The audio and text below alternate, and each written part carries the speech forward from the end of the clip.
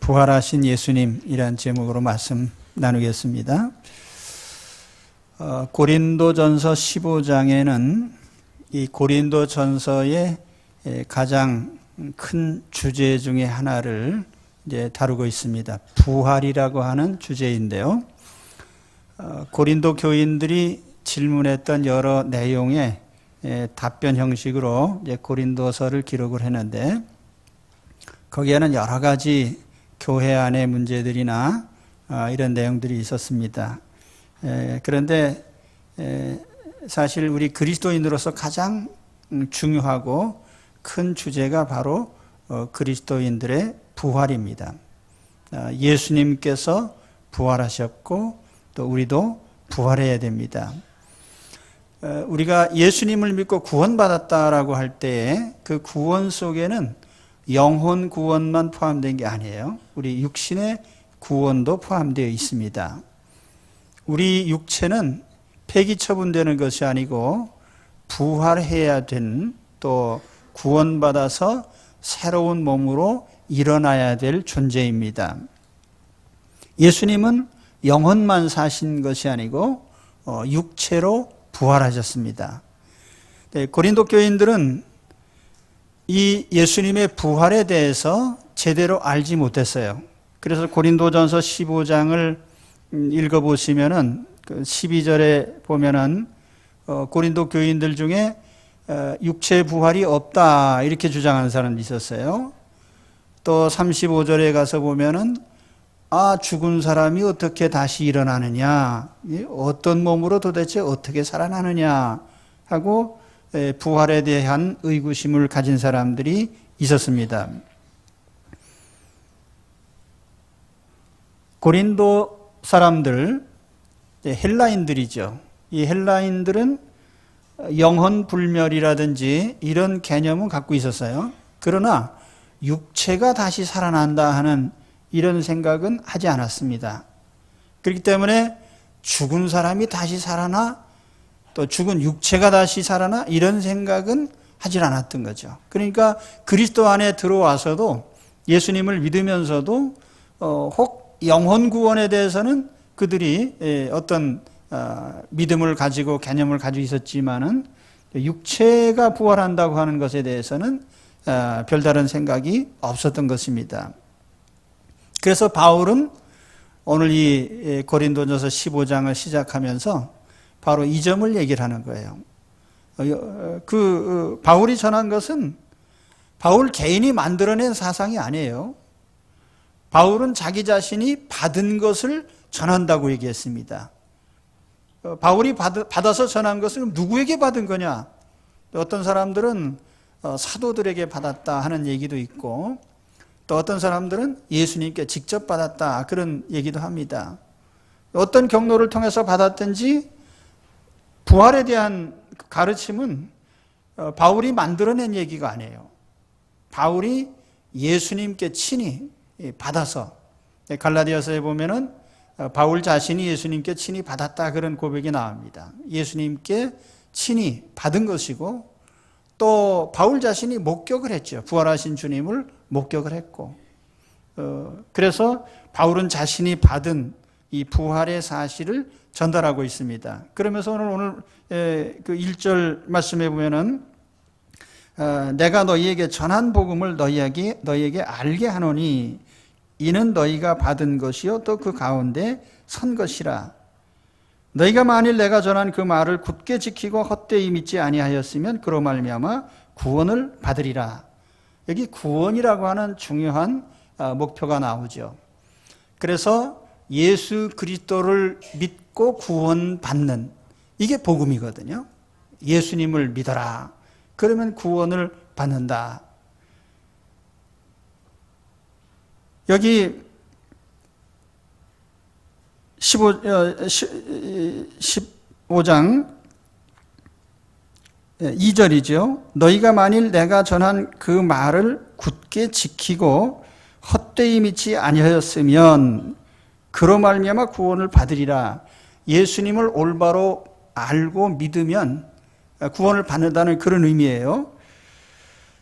여기 굳게 지키고라고 한 건 이것은 그 헬라어 단어의 뜻을 보면은 붙잡는다는 뜻입니다. 아주 강하게 붙잡아요. 꽉 붙잡아라. 무엇을요? 바울이 전한 메시지, 바울이 전한 복음의 내용, 그 말씀을 굳게 꽉 붙잡아라. 그리고 헛되게 믿지 마라. 이 헛되게 믿는다는 것은 잘못된 지식으로 믿는 거예요. 그러니까 예를 들면 부활이 없다든지 육체가 어떻게 부활하느냐 하고 육체 부활에 대해서 부정한다든지 이런 생각을 가지면서 믿는다는 것은 어떻게 보면 헛믿는 거죠. 잘못 믿는 거죠. 그래서 믿음의 결과는 구원인데 구원에 이르지 못한단 말이에요. 그래서 올바로 알고 바울이 전한 그 복음 그대로 바로 믿어라. 그러면 너희가 구원을 받는다. 자, 우리가 예수 믿는다고 할 때는 두 가지 의미가 있습니다. 예수님의 신분을 우리는 믿는 거죠. 베드로가 고백한 것처럼 주는 그리스도시요 살아계신 하나님의 아들입니다 하는 예수 그리스도의 신성, 또 예수 그리스도께서 구주이심을 믿는 거죠. 그럼 구체적으로 들어가서 예수님이 하신 어떤 내용을 우리가 믿는 것입니까? 바로 이 두 가지 핵심적인 것이 나오는 거죠.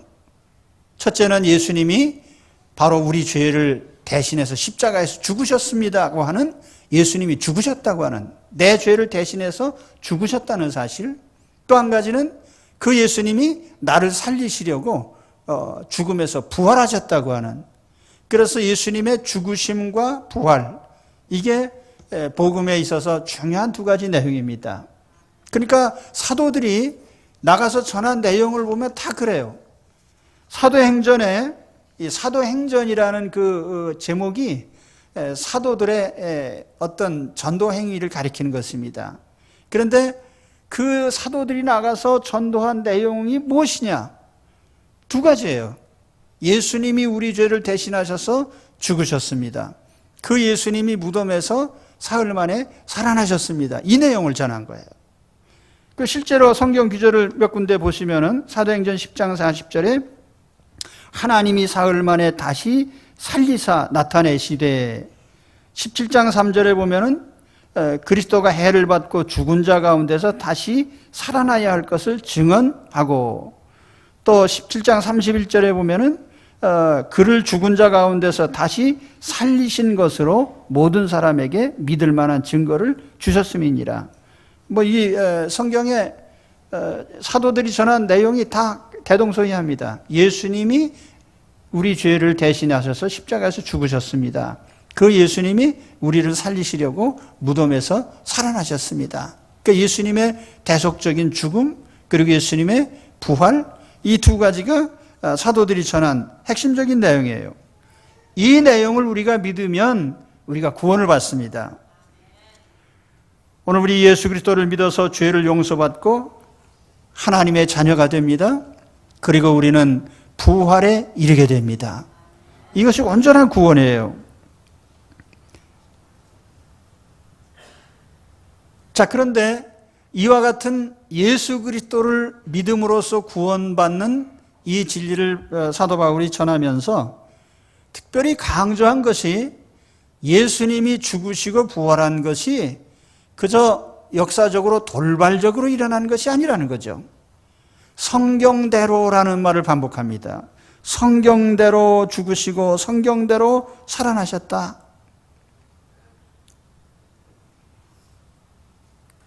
예수님의 죽으심도 성경에 예언이 되어 있습니다. 그 증거들은 무수히 많아요. 예를 들면 이사야서 53장 전체 내용이 다 예수님의 죽으심에 관한 내용이죠. 그가 찔림은 우리의 허물 때문이요 그가 상함은 우리의 죄악 때문이라. 그가 징계를 받음으로 우리는 평화를 누리고 그가 채찍에 맞음으로 우리는 나음을 받았도다.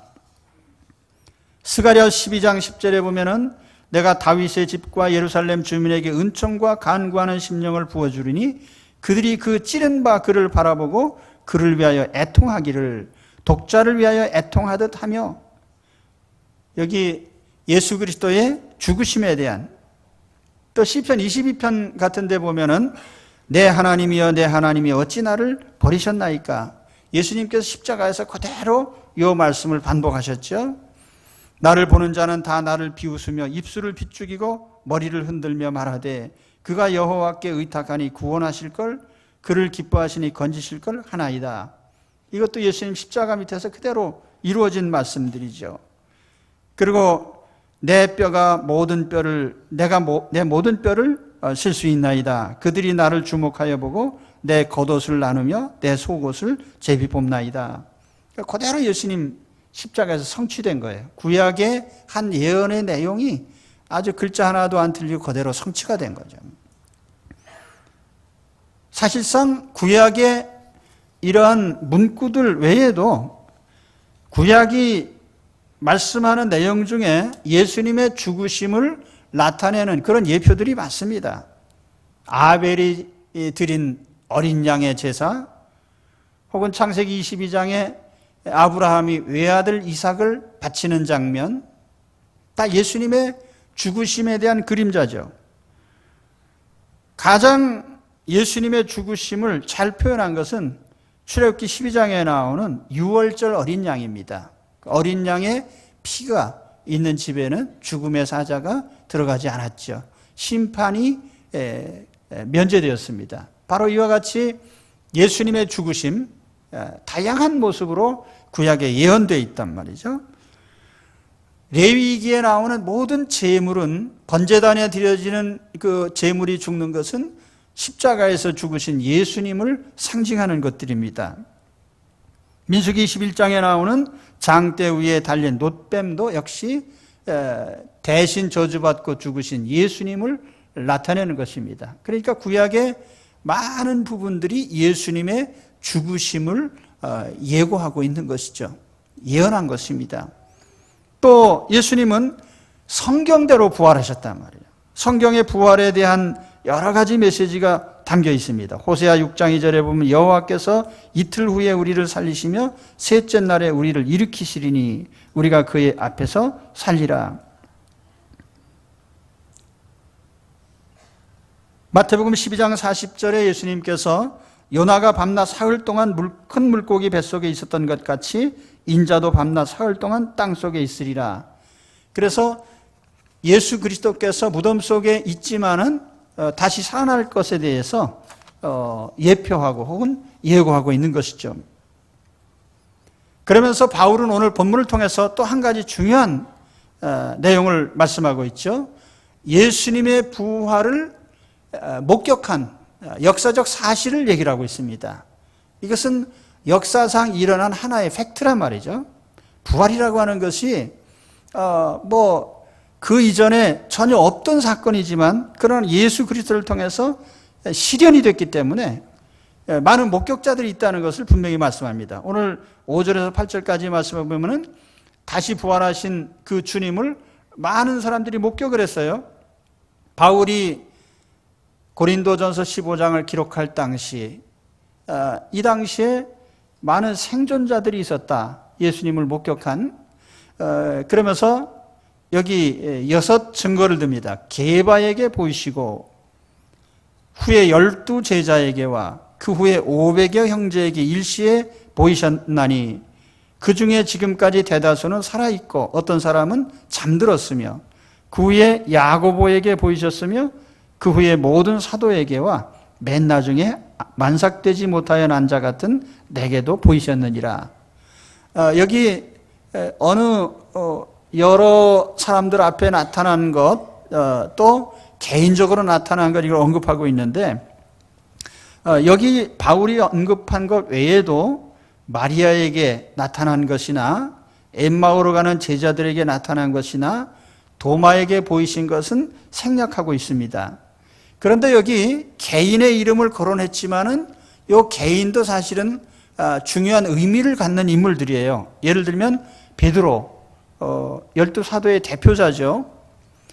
또 야고보, 여기 야고보는 예수님의 친동생 야고보를 말합니다.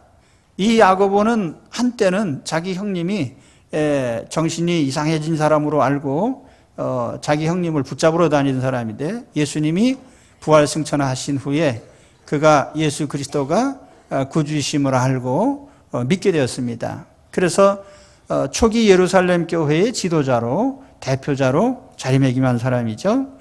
또 사도 바울은 이방인의 사도로 주님이 부름받은 사람이에요. 그러니까 이 중요한 세 인물에게 예수님이 직접 나타나셔서 말씀을 하신 거죠.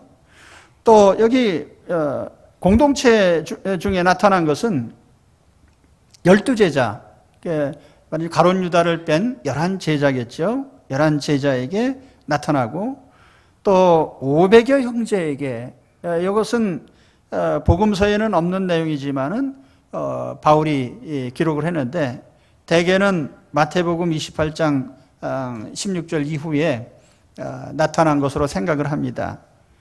또 모든 사도에게 보였다 했는데 여기 사도라고 하는 이 말이 12사도를 가리키는 것인지 아니면 일반적으로 성도들을, 제자들을 가리키는 말인지에 대해서 이제 해석이 있습니다. 그러나 사도행전 1장 6절에 보면 예수님이 승천하실 때에 거기에 많은 사람들이 그 장면을 목격을 했어요. 그래서 부활하신 예수님에 대한 목격자들의 증언, 이것을 이제 기록하고 있죠. 그러므로 예수님이 부활하신 것은 성경에 예언된 대로 된 것이고 또 그 부활의 사실을 사도들과 많은 제자들이 목격했다는 것을 기록하고 있습니다. 다시 말하면 예수님의 부활은 역사적인 사건이란 얘기예요. 그래서 이 사실을 우리가 바로 믿고 의지해야 됩니다. 우리 모두가 다 예수님처럼 부활할 사람들이에요. 예수 믿는 것은 단순히 영혼 구원받아서 하나님 품에 거한다라고 하는 이런 의미가 아니고 우리의 육체까지, 육체도 소중하거든요. 우리의 육체 구원까지 포함한 거예요. 그렇기 때문에 우리가 예수 그리스도를 믿을 때에 영혼만 구원받는 게 아니고 육체도 구원받고 새로운 부활의 몸으로 일어날 것입니다. 예수 믿는 여러분, 우리는 부활의 씨를 가지고 있어요. 부활의 씨, 고린도전서 15장 암송하다 보면 씨 얘기가 나오잖아요. 농사꾼이 씨 뿌릴 때, 옥수수를 심는 사람은 큰 옥수수를 심는 게 아니에요. 알갱이 하나만 심어요. 그럼 나올 때 옥수수 모양이 나오는 거죠. 그렇죠?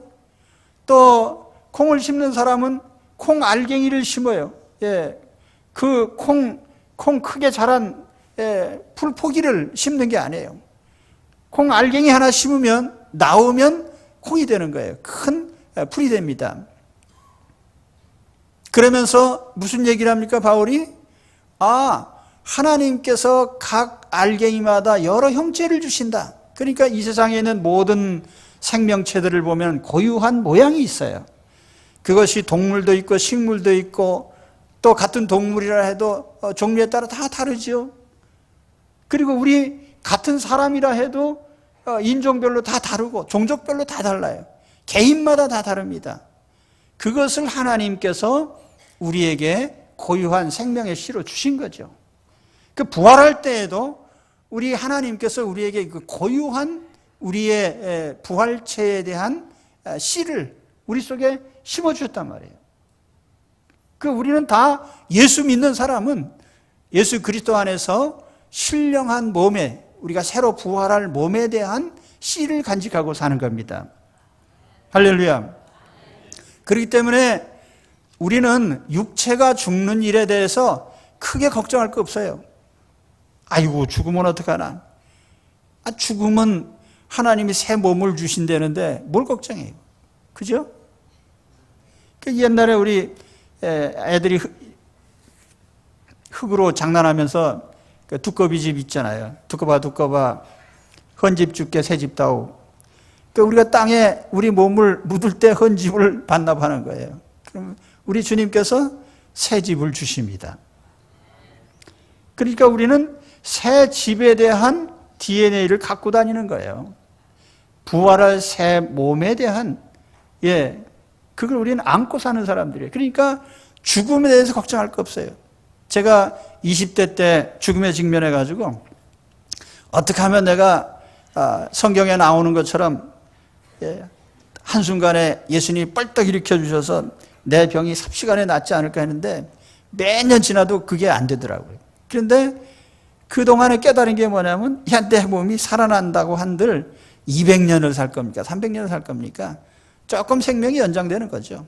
그러나 역시 내 몸은 반납할 거예요. 그렇기 때문에 우리 현재 가지고 있는 몸에 집착할 거 없습니다. 내 몸에 가지고 있는 새 부활의 씨, 그걸 소중히 간직하시면 돼요. 그러니까 이제는 하나님 일찍 부르신다고 할 때, 60세에 나를 부르시면 뭐가 어때요? 안 간다고 뭐 전해라? 그런 건방진 노래 하지 말고요. 하나님의 섭리에 절대로 순종하지, 뭘 전하긴 뭘 개뿌려 전합니까? 찍소리도 못하고 끌려갈 사람이에요. 하나님의 섭리대로 사는 거예요, 우리는. 하나님의 부르신 날, 우리는 그날 가는 겁니다. 단지 우리는 부르심에 새로 일어날 새 몸에 대한 씨를 간직하고 사니까 얼마나 좋아요. 생각만 해도 좋잖아요. 그래서 기왕이면 빨리 반납하고 싶은 사람도 있을 겁니다. 사실 우리가 그런 마음으로 살아야 돼. 그죠? 그렇습니다. 우리는 부활의 씨를 가진 사람이에요. 육신의 죽음에 대한 두려움과 공포가 아니라 새로운 생명을 향한 소망을 갖고 사시기를 주의 이름으로 축원합니다. 그러면 부활한 몸은 어떤 몸일까?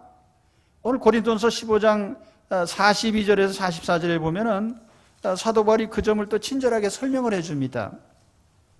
죽은 자의 부활도 그와 같으니 썩을 것으로 심고 썩지 아니할 것으로 다시 살아나며, 여기 썩을 것으로 심고 썩지 아니할, 이 썩는다는 말 영어로 페리쉬입니다.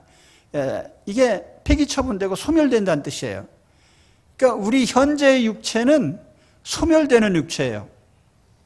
우리 육체 재료가 물이나 우리 인체의 70%가 물 아니에요? 물과 땅의 흙입니다.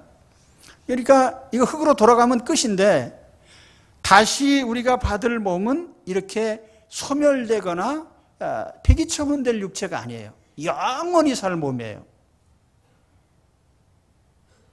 고맙죠? 왜냐하면 폐기 처분될 몸이 아니고 영원히 살 몸이니까. 또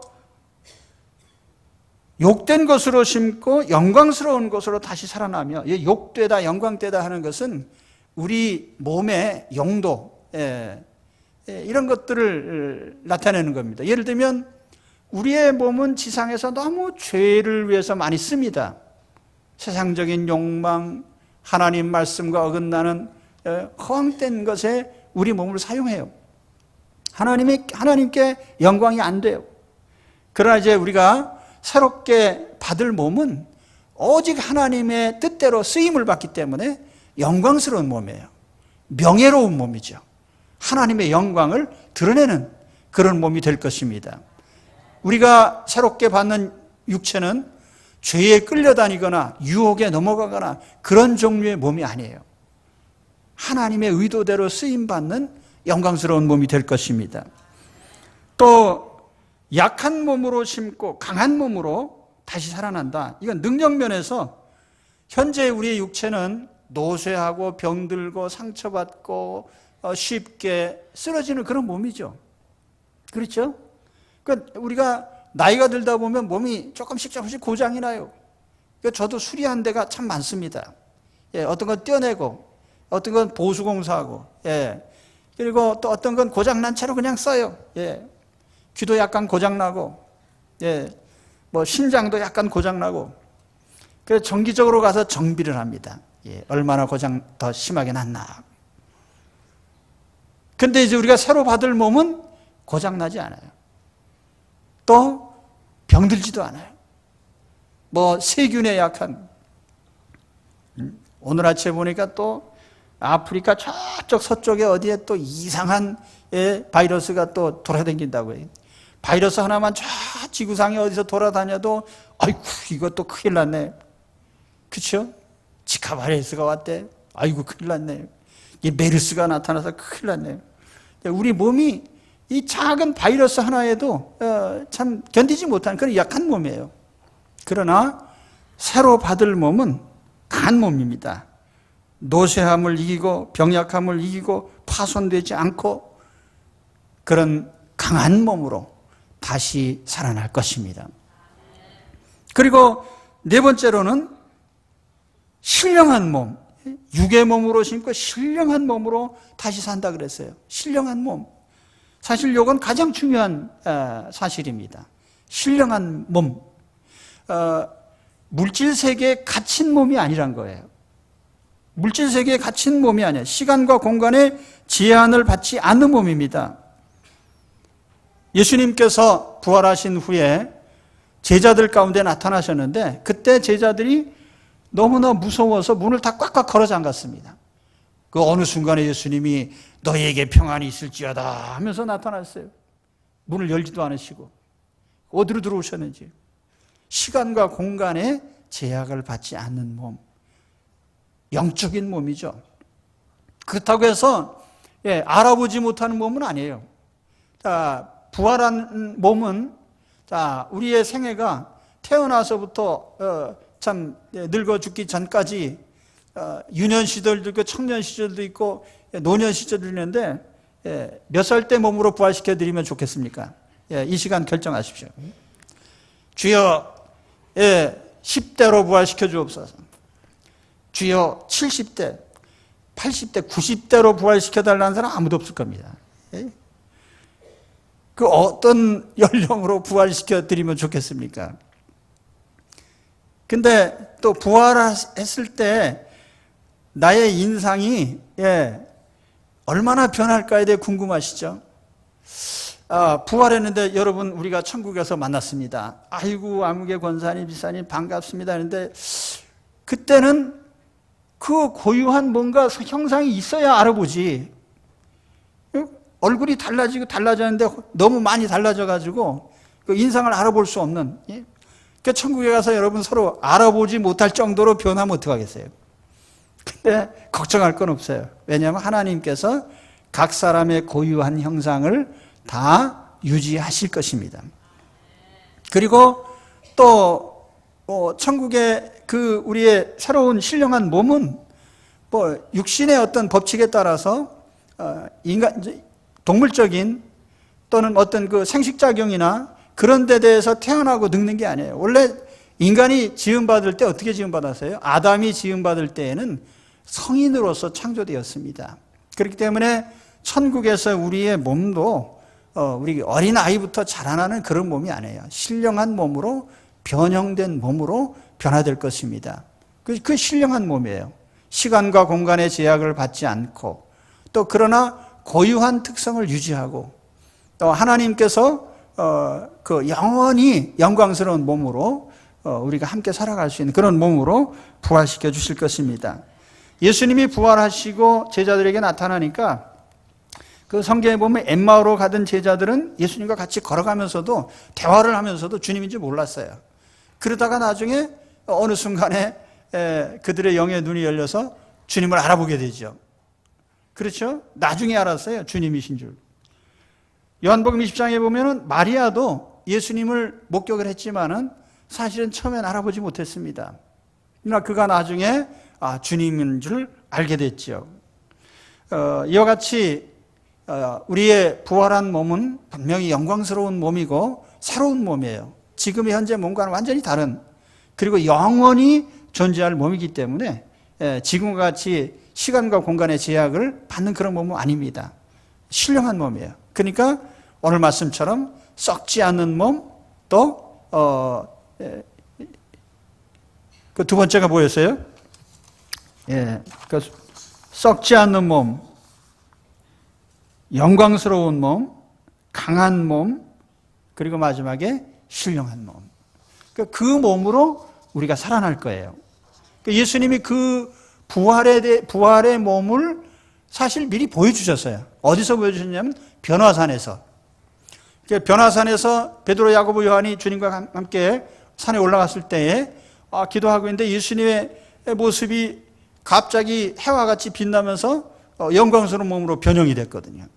그러니까 그 몸이 얼마나 멋있고 아름다운지 베드로가 잠시 헷가닥했습니다. 그래서 주여, 뭐 세상에 내려갈 거 뭐 있습니까? 여기서 그냥 우리 같이 집 세 채 쳐놓고 같이 사십시다. 그만큼 굉장히 영광스럽고 좋았던 거예요. 오늘 우리가 장차 가질 몸이 그런 몸입니다. 기대하시기 바랍니다. 부활의 씨를 가지고 사신 여러분, 예수 그리스도를 믿는 우리 속에 하나님께서 부활의 능력을 부어주셨습니다. 그리고 우리는 그 능력을 가지고 살아갑니다. 우리가 주님의 부활하신 날에 예수님의 부활만을 기념하는 게 아니라 그 부활의 능력을 우리가 받았다는 사실, 또 예수님이 부활의 첫 열매로서 부활하심으로 예수 그리스도 안에 있는 모든 사람들이 그와 같은 부활에 참여한다는 사실을 우리가 확인을 해야 돼요. 이 확신 가운데서 오늘 소망을 얻으시고 부활 능력을 갖고 사시기를 바랍니다. 혹시라도 육신의 질병이나 또는 연약함 때문에 고민하는 분들이 계시다면 크게 걱정하지 마십시오. 내 몸은 하나님께서 영광스럽게 부활시켜 주실 몸입니다. 그리고 하나님께서 우리 하루하루 살아가는 동안에도 우리를 통하여 영광을 받으실 겁니다. 왜냐하면 우리는 부활의 일을 영광스러운 존재들이기 때문이죠. 오늘 그리스도 안에서 부활의 능력을 가지고 부활의 생명으로 충만한 삶을 사시기를 주의 이름으로 축원합니다. 기도하겠습니다.